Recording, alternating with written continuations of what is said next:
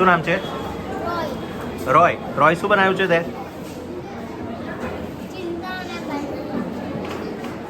બીજું?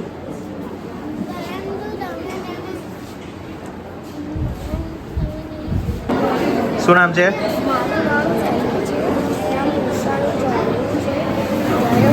આવતો હતો ત્યારે ક્યાં પવિત્ર જગ્યા છે તું તારા ચંપલ કાઢ અને નીચે બેસ ને પ્રાર્થના કર.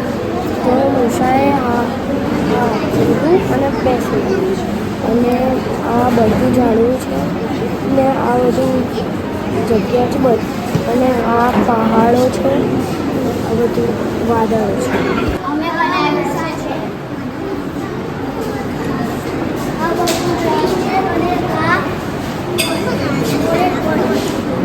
કયો પર્વત છે? ઓરે પર્વત છે. અને જ્યારે મૂસા ગીરતા ચરાવતો હતો ત્યારે એને બળતા ઝાડવા સાથે દર્શન કર્યું.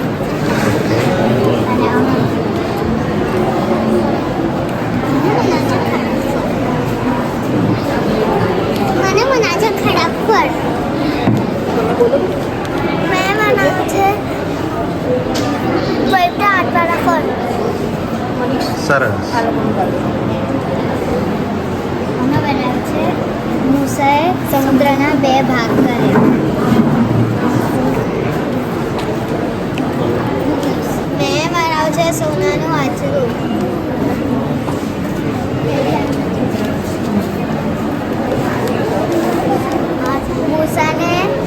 મૂસાને સિનાઈ પર્વત પરથી આવતા વિલંબ લાગ્યો અને પછી નીચેના ઇઝરાયેલી લોકો ચિંતા કરવા લાગે છે કે હવે આપણે શું કરીશું અગર મૂસા નહીં આવે તો. એવું કરીને પછી એ લોકો નવો દેવ બનાવવાનું વિચારે છે અને હારૂનને કહે છે કે મારા માટે નવો દેવ બનાવ. એટલે હારૂન નવો દેવ બનાવે છે અને બધા લોકો પૂજા કરવા લાગે છે. પછી ઉપર દેવ બાપ ગુસ્સે થઈ જાય છે કે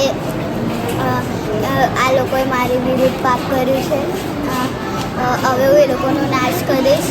પણ પછી મૂસા એવું કહે છે, મૂસા વિનંતી કરીને કહે છે કે તમે એ લોકોનો નાશ ના કરો. અગર તમે કરશો તો એ લોકોને એવું લાગશે કે તમે કેમ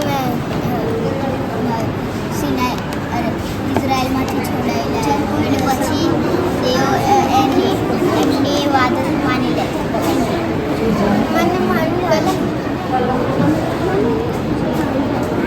ઈશ્વરે પહેલા આદમને હવાને બનાવેલા, એમના રહેવા માટે એડમવાળી બનાવેલી.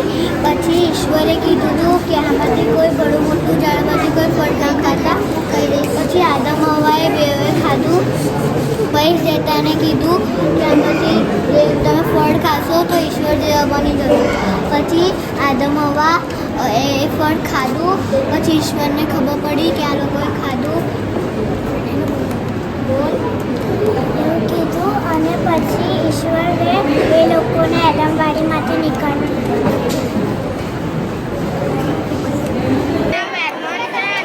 પ્રાથમિક વિભાગમાં છું. મારું નામ પ્રિયલ છે.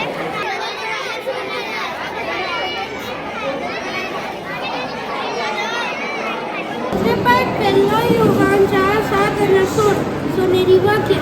જે પ્રેમ કરતો નથી તે તેમને ઓળખતો નથી, કેમ કે તેઓ પ્રેમ છે. આપણે પાપી છીએ છતાં પ્રભુ ઈસુ આપણને પ્રેમ કરે છે અને તેથી આપણે એકબીજા પર પ્રેમ રાખવો જોઈએ, કેમ કે તેઓ પ્રેમ છે. માય નેમ ઇઝ એલિયર. માય નેમ ઇઝ કેસાકૃષ્ણ. ઈશ્વરે કહ્યું, મારા માનીમાં લો અને હું તમારી સાથે રહીશ. યોહાન 15 અને 4. મારો બાપ મારી છે. પછી શું આવે? આ શું બનાવ્યું છે? દ્રાક્ષાયનો છે. દ્રાક્ષની અંદર શું લખ્યું છે? પવિત્ર આત્માના 9 ફળ છે.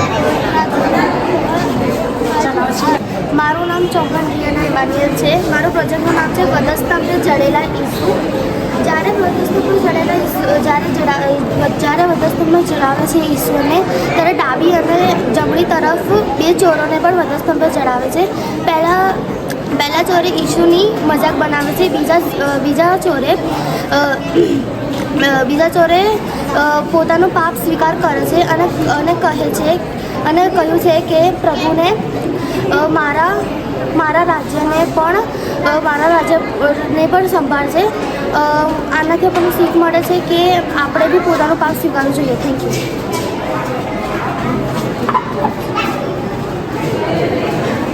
મારું નામ બેરેન રેસા ક્રિસ્ટી છે. મેં ઈશ્વરે જે 7 દિવસ બનાવ્યા આપણી માટે તે હું આજે એક્સપ્લેન કરવાનો છું. ઈશ્વરે પહેલા દિવસે દિવસ અને રાતને જુદા કર્યા. બીજા દિવસે ઈશ્વરે સૂર્ય ચંદ્ર તારા બનાવ્યા. ત્રીજા દિવસે ઈશ્વરે પ્લાન્ટ ટ્રી બનાવવા આપ્યું. અને ચોથા દિવસે ઈશ્વરે સૂર્ય ચંદ્ર તારા બનાવ્યા. પાંચમા દિવસે ઈશ્વરે પશુ પક્ષીઓ જાનવર બનાવ્યા. અને છઠ્ઠા દિવસે ઈશ્વરે માણસ બનાવ્યા તેમના પ્રતિમામાં. અને સાતમા દિવસે એમણે આરામ કર્યો. Thank you.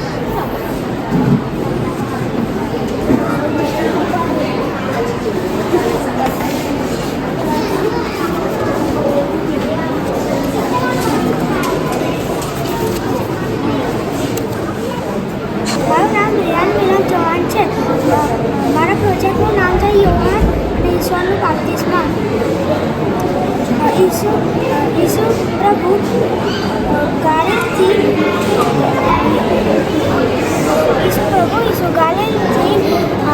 બાપ્તિસ્મા લેવા યર્દન નદી પાસે આવ્યા અને યોહાને પ્રભુ ઈસુ ખ્રિસ્તનું બાપ્તિસ્મા કર્યું.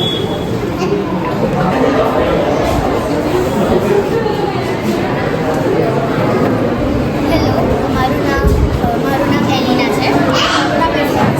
મારું નામ અનન્યા છે. મારું નામ ઝાયર છે. અમે લોકોએ સમૃદ્ધિ સ્ત્રી પર પ્રોજેક્ટ બનાવ્યો છે. ઈસુ જીવન પાણી છે. આ વાત અમને યોહાનની સુવાર્તા તેના ચોથા અધ્યાયમાં જાણવા મળે છે. ઈસુ મુસાફરી દરમિયાન સમૃદ્ધ પ્રદેશમાંથી ગાલિલ તરફ જાય છે ત્યારે તે આરામ લેવા યાકૂબના કૂવામાં બેઠા હોય છે. બપોરના સમયે સમૃદ્ધિ સ્ત્રી કૂવામાં પાણી લેવા આવે છે. તે સમયે યહૂદીઓ સમય લોકો સાથે કોઈ વ્યવહાર રાખતા નહોતા. છતાં ઈસુ તેની પાસેથી પાણી માંગે છે. આ વાત સાંભળી સમૃદ્ધિ સ્ત્રી ખૂબ જ આશ્ચર્ય પામી. ત્યારે ઈસુએ કહ્યું કે મને પાણી આપ. ત્યારે સમૃદ્ધિ સ્ત્રીએ કહ્યું કે હું તમને પાણી કઈ રીતે આપું? હું સમૃદ્ધ છું અને તમે યહૂદી છો, છતાં પણ તમે મારી સાથે પાણી માંગો છો. સમૃદ્ધિ સ્ત્રી શહેરના લોકો પાસે જઈને ઈસુની સુવાર્તા આપી. અને ત્યારે શહેરના લોકો ઈસુ પાસે જઈને તેમના વિશે જાણ્યું અને તેમના પર વિશ્વાસ રાખીને તેમની જોડે ગયા. આપણને આનાથી આ સમજ મળે છે કે જેવી રીતે ઈશ્વરે સમૃદ્ધિ સ્ત્રી સાથે નમ્રતાથી વાત કરી એવી જ રીતે આપણને આપણા દુશ્મન સાથે જ નહીં પણ જે લોકો જીવનમાં હારી ગયા છે અને જે લોકોના જીવનમાં ખરાબ સમય ચાલી રહ્યો છે આપણને એમના સાથે સંપીને અને પ્રેમથી વાત કરવી જોઈએ. જેવી રીતે ઈસુ બાપે જેવી રીતે સમૃદ્ધિ સ્ત્રીએ ઘણા બધા પાપ કર્યા પણ ઈશ્વરે તો પણ એના સાથે નમ્રતાથી વાત કરી. Thank you.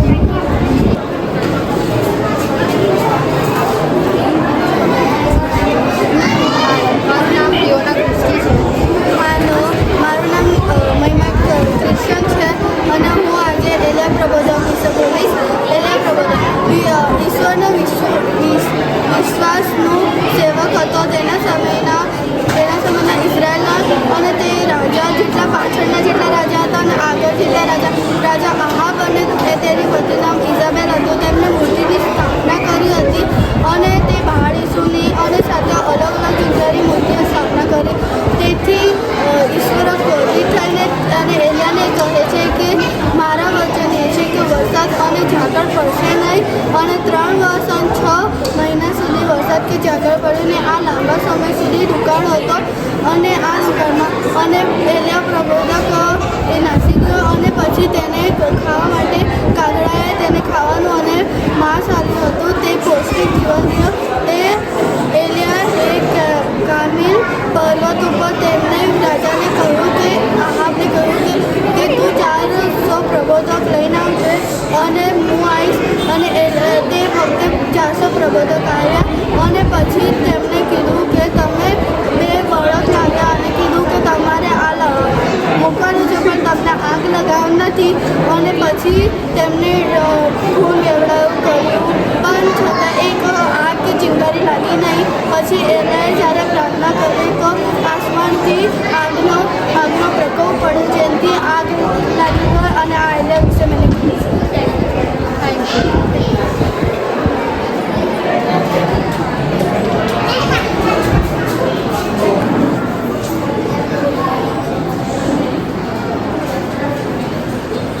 Good afternoon. મારું નામ મિશેલ છે અને મારું નામ સ્ટેસી છે. અમે લોકો મધ્ય વિભાગમાંથી છે. આજે અમારો જે ટૉપિક છે એ પ્રકટીકરણના 6થા અધ્યાયમાં જે અંત સમયની વાતો છે તેમાં જે 7 મુદ્રા છે તેમાંની પહેલી 4 મુદ્રા વિશે અમે કહેવાના છીએ. જ્યારે પહેલી મુદ્રા તોડવામાં આવી ત્યારે એક સફેદ ઘોડો આવ્યો અને તેના પર જે બેઠેલો હતો તેની પાસે એક ધનુષ હતું અને તેને એક મુગટ આપવામાં આવ્યો હતો. આ ખ્રિસ્ત વિરોધી છે જે બનાવટી શાંતિ લઈને આવે છે અને ખ્રિસ્ત છે તે આપણને તેમના પર વિશ્વાસ કરવા માટે કદી પણ જબરદસ્તી નથી કરતા, પણ ખ્રિસ્ત વિરોધી છે તે આપણને પ્રભુ ઈસુ ખ્રિસ્તથી દૂર લઈ જવા અને 666ની છાપ આપવા માટે તે આપણને જબરદસ્તી કરે છે. પછી હલવાન દ્વારા જ્યારે બીજી મુદ્રા તોડવામાં આવી ત્યારે એક લાલ રંગનો ઘોડો દેખાયો. તેના પર જે સવાર હતું તેના હાથમાં એક તલવાર હતી. તેને જગત પરથી શાંતિ લઈ લેવાની સત્તા આપવામાં આવી હતી. તેનો જે ઘોડાનો લાલ રંગ છે તે રક્તને દર્શાવે છે અને તેના આવ્યા બાદ વિશ્વવ્યાપી ખૂનાપતિ થશે. ત્યારબાદ જે ત્રીજી મુદ્રા તોડાઈ ત્યારે એક કાળો રંગનો ઘોડો આવ્યો અને તેના પર જે બેઠેલો હતો તેની પાસે એક ત્રાજવું હતું. આ જે કાળો રંગ છે તે દર્શાવે છે કે દુકાળ, અને જે ત્રાજવા છે તે આપણને પૂરતો ખોરાક દર્શાવે છે. એટલે આપણે એવું કહી શકીએ કે જ્યારે આ ઘોડો આવશે ત્યારે દુકાળ પડશે અને ભૂખમરો થશે. અને આ વિશે હજકીએલના પુસ્તકમાં 4થો અધ્યાય 16મી કલમમાં પણ લખવામાં આવ્યું છે કે લોકો રોટલી તોડીને અને બીતા તથા માપીને પાણી પીશે. પછી જ્યારે ચોથી મુદ્રા તોડવામાં આવી હલવાન દ્વારા ત્યારે એક ફિક્કા રંગનો ઘોડો દેખાયો. તેના પર જે સવાર હતો તેનું નામ મરણ હતું. તેની પાછળ આદેશ ચાલતો હતો અને તેને તલવારથી, દુકાળથી, મરણથી તથા પૃથ્વી પરના સર્વ શ્વાપતોથી દુનિયાના ચોથા હિસ્સાને મારી નાખવાનો અધિકાર આપવામાં આવ્યો હતો. અને જે લોકોએ પણ પ્રભુ ઈસુ ખ્રિસ્તનો વિશ્વાસ કર્યો નથી અને તેઓ મરણ પામ્યા છે તેઓના આત્મા હાદેશમાં જશે. એટલે આ 4 ઘોડા પરથી આપણે એવું સમજી શકીએ છીએ કે આગળ જઈને શું થવાનું છે અને આપણે તેના માટે તૈયાર રહેવું જોઈએ. તો અગર આપણે પ્રભુ ઈસુ ખ્રિસ્તનો સ્વીકાર કર્યો નથી તો જ્યાં સુધી સ્વર્ગનો દરવાજો આપણા માટે ખુલ્લો છે ત્યાં સુધી આપણે પ્રભુ ઈસુ ખ્રિસ્તનો સ્વીકાર કરવો જોઈએ. Thank you.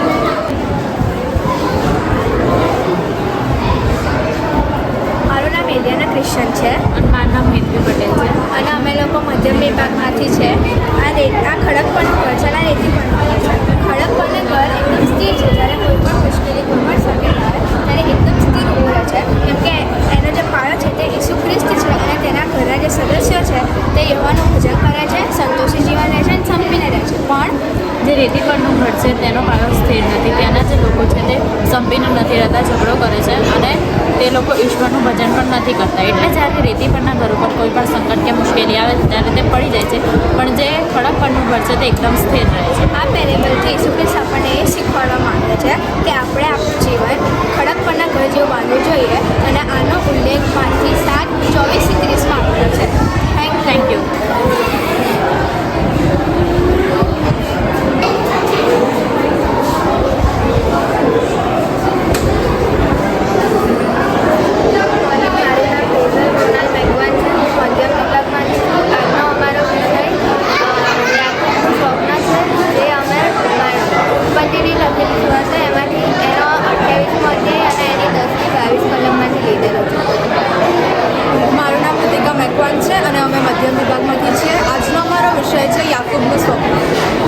યાકૂબ બેથેલ ગામે હતો ત્યારે તે જંગલમાં આરામ કરવા ગયો અને તેને એક પથ્થરનો સહારો લઈને પથ્થરનો તકિયો બનાવીને તે ઊંઘ્યો અને તેને ઈશ્વરે એક સ્વપ્ન દીધું. તે સ્વપ્નમાં તેને જોયું પૃથ્વીથી સ્વર્ગ સુધી પહોંચતી એક સીડી. તે ઘણો થાકેલો હતો, એકલો હતો અને ભયભીત પણ હતો, પણ ઈશ્વર તેની સાથે હતા. તો અમારો પ્રોજેક્ટ બનાવવાનો આ જ એક મહત્ત્વ છે કે ઈશ્વર વિના આપણે સ્વર્ગ સુધી પહોંચી શકતા નથી, કારણ કે ઈશ્વર જ માર્ગ, સત્ય ચોથા જીવન છે. તો આપણે ઈશ્વરમાં આગળ વધવા કોશિશ કરીએ અને ઈશ્વરને આપણા તારનાર તરીકે સ્વીકારીએ. Thank you.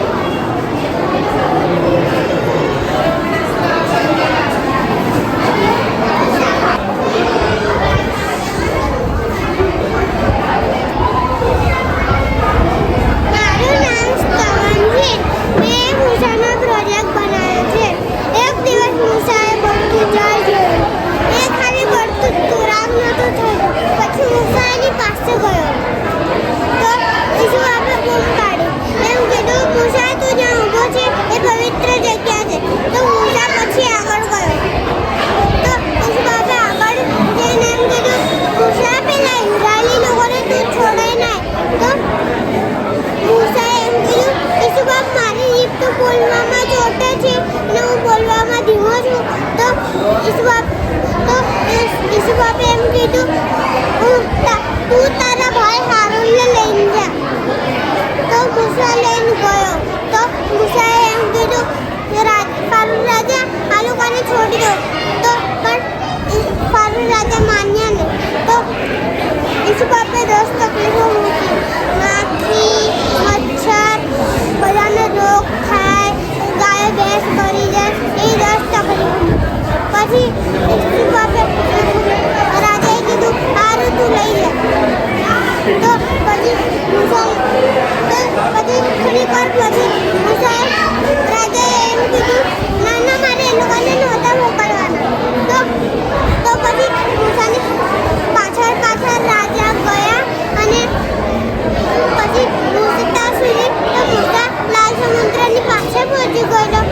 તો પછી બધા ઇઝરાયલી લોકોને કીધું, ના અમારે પાછા ગુલામ નહીં બનવું.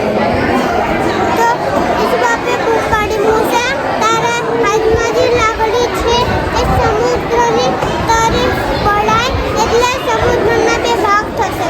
તો મૂસાએ પ્રાર્થના કરી, સમુદ્રની તરફ લાકડી વળાઈ એટલે સમુદ્રના 2 ભાગ થઈ ગયા અને મૂસા અને ઇઝરાયલી લોકો નીકળી ગયા અને ફારૂન રાજા અને એની સેના ડૂબી ગઈ.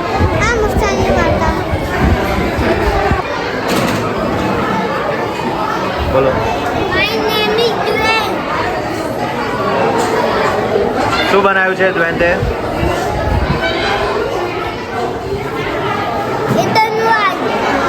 એદનવાડી બનાવી છે. એદનવાડીમાં કોણ કોણ છે?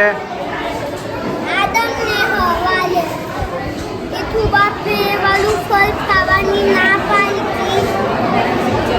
તો થાપે કીધું, આ વાલું ફળ ખાઈ ને તો બધું જોઈ શકે. એટલે છે ને એ વાલું ફળ ખાઈ લીધું ખવાય ને આદમને બી ખલાય. પછી છે ને એને એદનવાડીમાંથી બહાર કાઢ્યું. ગાવ મહેનત કરીને ખાવ પીવું ચલો.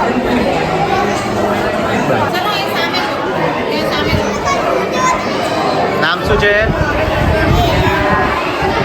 શું બનાવ્યું છે તે? શું બનાવ્યું છે?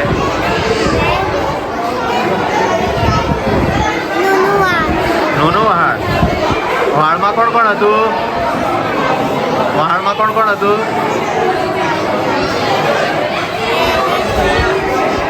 કોણ હતું? નું પછી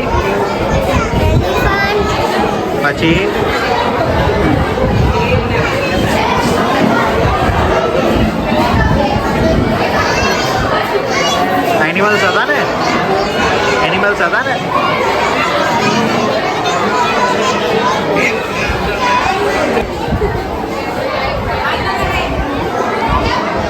મારું નામ બેનર છે. મેં દાઉદ રાજા વિશે લખ્યું છે. દાઉદ રાજાએ 40 વર્ષ સુધી રાજા હતા. એમણે ગોલિયાતને માર્યો હતો. થેન્ક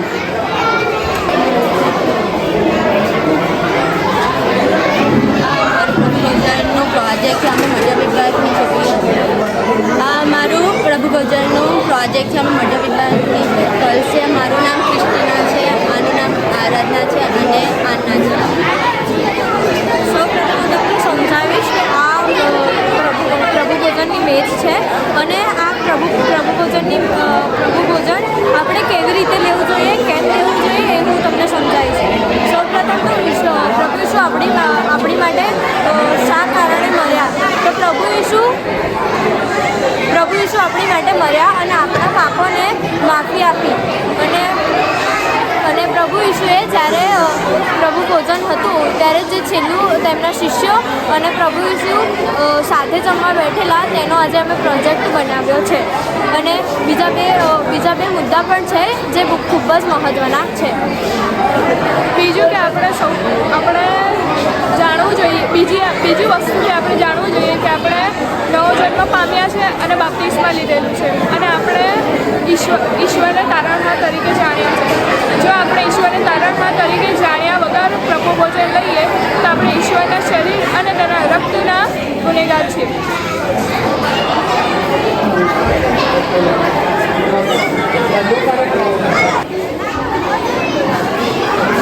ઈશ્વરે મૂસાને પસંદ કરીને ઇઝરાયલી પ્રજાને મિસરની ગુલામીમાંથી બહાર કાઢ્યા અને ફારૂને એનો હુકમ બદલી દીધો અને મિસરની સેના ઇઝરાયલીની પાછળ મોકલી.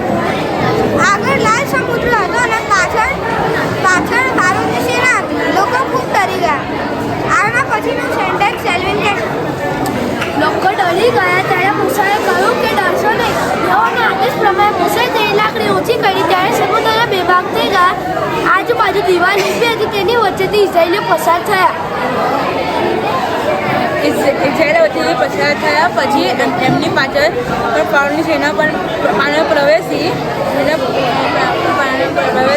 અને મૂસાએ હાથ લંબાયો તો પાણી પાછું ફરી વળ્યું ત્યારે ફારૂની સેના પણ ડૂબી ગઈ.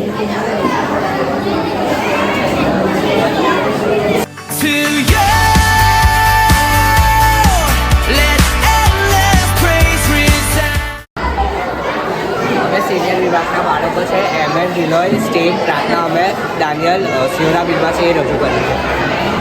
અહીંયા આપણને જોવા મળે છે કે દાનિયેલ અને તેના મિત્રોને 17-18 વર્ષની ઉંમરમાં અહીંયાથી લઈ જવામાં આવ્યા હતા અને દારિયાવેશ રાજાના સમયમાં તેઓને મોટા કરવામાં આવ્યા છે અને તેઓએ રાજાનું ખાવાનું ના પાડી અને સાદું શાકભાજી અને પાણી પીવાનું પસંદ કર્યું હતું. હા, ઈશ્વરે તેમના અન્ન ફળ પર આશીર્વાદ આપ્યો ને તેઓ આ ખાઈને હૃષ્ટ ને સુંદર થયા. પછી ત્યારબાદ રાજાએ તેમને દાનિયેલને 3 સરસુબાઓમાંનો એક બનાવ્યો અને અન્ય 2 સરસુબાઓ તેના પદે કાંઈ કરતા હતા. આથી તેમને રાજા જોડે ફરમાન બહાર પડાવ્યું કે અન્ય દેવની પૂજા કરવી નહીં, પણ દાનિયેલ દિવસમાં 3 વાર યરુસાલેમ તરફ મુખ રાખીને પ્રાર્થના કરતો હતો. આથી તેને સિંહોના બિલમાં નાખવામાં આવ્યો. દાનિયેલે સિંહોના બિલમાં ઈશ્વરને પ્રાર્થના કરી અને તેમને સિંહોના મુખ બંધ કરાવ્યા. આજે આપણને શીખવા મળે છે કે આપણે વિપરીત પરિસ્થિતિઓમાં ઈશ્વરને આધીન રહેવું જોઈએ, તેમને પ્રાર્થના કરવી જોઈએ. તે ચોક્કસ આપણો માર્ગદર્શન પૂરા પાડશે. Thank you. મારું નામ રોઝન રોનાલ મેકવાન છે. મારું નામ બિહારના ઇવાન ચૌહાણ છે. આ યરીકોનો કોટ છે. ઇઝરાયેલી પ્રજા જ્યારે મિસરમાંથી નીકળી ત્યારે મૂસા મરી ગયા પછી યહોશુઆ નામનો એક બહાદુર માણસ તેના આગેવાન બન્યો. તે લોકો ચાલતા યરીકો નામના શહેર સુધી પહોંચ્યા. કોટનો દરવાજા બંધ હતા એટલે એ લોકો અંદર જઈ શક્યા નહીં. અને યહોશુઆએ પ્રાર્થના કરી ત્યારે યહોશુઆએ એવો જવાબ આપ્યો કે 7 દિવસ સુધી તમે લોકો કોટની આજુબાજુ પ્રદક્ષિણા કરજો. 6 દિવસમાં 1 વાર, 7 દિવસમાં 7 વાર. 7 દિવસમાં 7 વાર એ લોકોએ પ્રદક્ષિણા કરી. પછી એ લોકોએ જે સૈનિકો હતા એ લોકોએ રણશિંગા વગાડ્યા અને એ લોકોએ મોટેથી બૂમ પાડી અને પછી કોટ તૂટી પડ્યો.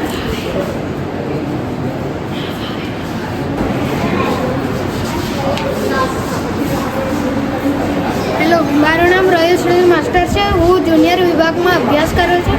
આજનો મારો વિષય છે બી વાવવાનું દ્રષ્ટાંત. જે ઈસુનું જે વચન છે એક બી છે એ તેમને એમના વચન ચારો તરફ ફેલાવ્યા. તે 4 જમીન પર પડ્યા. એક હતું રસ્તાના કોરે, એક હતું પથ્થરવાળી જમીન, એક હતી કાંટાવાળી જમીન અને એક હતી સારી જમીન. પહેલું રસ્તાના કોરે, ત્યાં અમુક બીઓ પડ્યા, અમુક વાહનો નીચે કચડાઈ ગયા અને અમુક પક્ષીઓ ખાઈ ગયા. આ જમીન એ તે લોકોનું હૃદય છે જે લોકો વચનને એ ખુશી તેમના હૃદયમાં મૂકે છે, પણ શેતાન આવીને એ તેમના હૃદયમાંથી એ વચન ચોરી જાય છે. બીજું, પથ્થરવાળી જમીન, એની ઉપર અમુક બીઓ પડે છે, તે નાના છોડ ઉગે છે પર તે ચીમડાઈને મુરઝાઈ જાય છે, કારણ કે એ તેના રૂટ્સ ડીપ નથી જતા. આ જમીન તે લોકોનું હૃદય દર્શાવે છે જે લોકો ખુશી એ વચનને એ સ્વીકારે છે, પણ જ્યારે સતાવણી થાય છે ત્યારે તેઓ વચનને ભૂલી જાય છે. ત્રીજું, કાંટાવાળી જમીન, ત્યાં અમુક બીઓ પડે છે, તે નાના છોડ ઉગે છે, એ પર તે કાંટાના વજનથી દબાઈ જાય છે. આ જમીન તે લોકોનું હૃદય છે જે લોકો ઈસુ ખ્રિસ્તને આ વચન તેમના હૃદયમાં મૂકે છે, પણ દુનિયાની ચિંતાઓ અને એ પૈસાના લીધે તેમનું વચન દબાઈ જાય છે. ચોથું, સારી જમીન, એની ઉપર અમુક બીઓ પડે છે, એ છોડ ઉગે છે અને એ 100 ગણા ફળ આપે છે. આ જમીન તે લોકોનું હૃદય છે જે લોકો વચનને માને છે અને એ ઈસુ ખ્રિસ્તનો સ્વીકાર કરે છે. Thank you. મારું નામ રેહાન છે, હું જુનિયરમાં છું. મેં આ પ્રોજેક્ટ બનાવ્યો છે શેતાન અને ઈસુબાબની વચ્ચેની લડાઈ. એમાં ઈસુબાબ જીતી ગયા.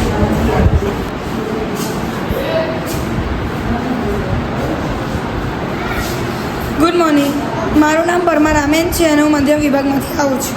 મેં બજાજમાંના દિવસ ઉપર એક પ્રોજેક્ટ બનાવ્યો છે, જેમાં સ્વર્ગારોહણ પછીના 10 દિવસ પછી જ્યારે બજાજમાંનો દિવસ આવ્યો ત્યારે ઈસુ ખ્રિસ્તની મા મરિયમ 12 શિષ્યો અને વિશ્વાસીઓ સાથે એકઠા મળીને ઉપલી મહેલી પર પ્રાર્થના કરતા હતા.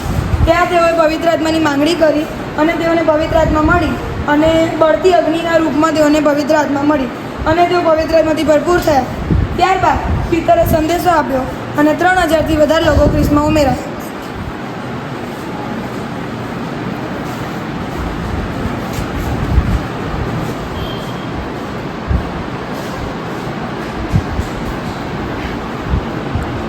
મારું નામ કેવિન ક્રિશ્ચન છે. હું મધ્યમ વિભાગથી છું. હું તમને પ્રભુ ઈસુના સ્વર્ગારોહણ વિશે કહેવા માગું છું.